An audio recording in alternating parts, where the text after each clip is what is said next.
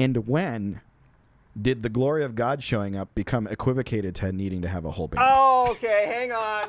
That's it.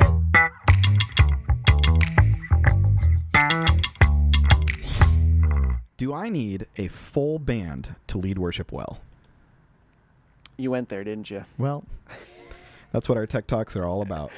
You know, I just had a conversation with a good friend of mine. Oh, yeah? She's at a small church. She's a really close friend. She's got an amazing voice. She is a serious worship leader. Absolutely. Volunteers, like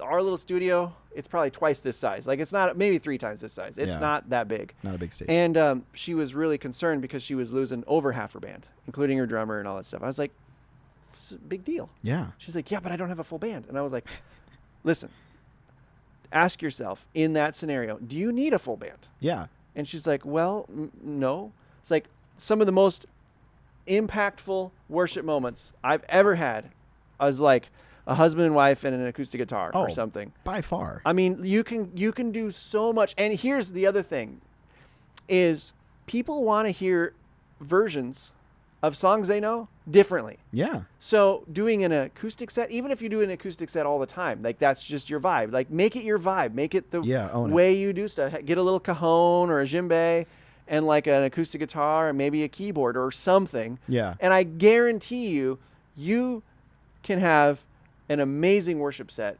with very little instruments on stage. Man, and this is something I'm really passionate about because back when I was leading worship in church full time, I always told my band, even if I had a full band, and I had some really great bands, that's fun. That's cool. Yeah. But I would always tell them like, hey, I'm giving you the album recording as reference, but we're not going to come in and just play the album straight through.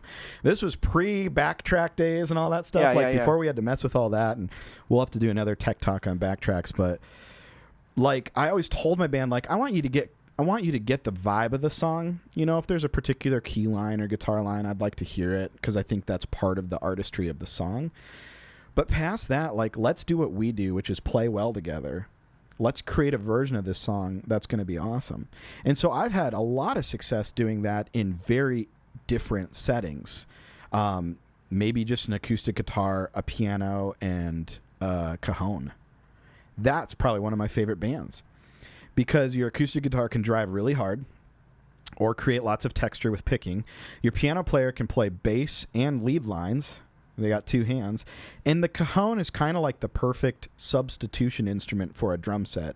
It's got a kick sound and a snare sound. And you don't even have to really be a drummer, as long as you can kind of keep a beat. Anybody who can keep a solid beat and has 2 hands can probably play a cajon. Yeah. And if you want to get fancy, like we used to play with our really good drummer. Yeah.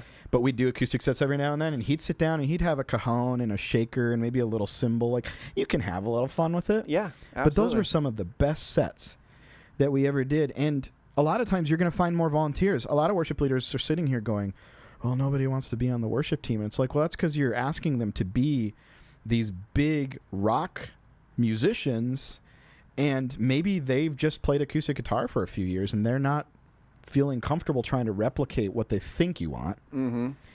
But, like, what if you guys all got together and jammed and found out that you created a really cool, unique sound? Yeah, absolutely.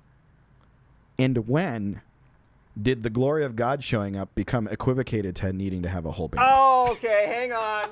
That's it.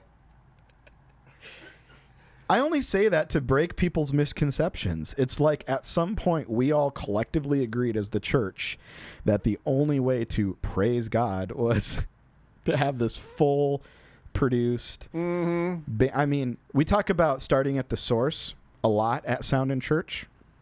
So let me bring it all in with this one thought. Let's start at the source of worship, which I think has nothing to do with what instruments are on stage. Oh, man. Like, let's find a good worship band. Let's find a worship leader who has a heart after God, who is a good musician, a good singer, who's worked on their craft.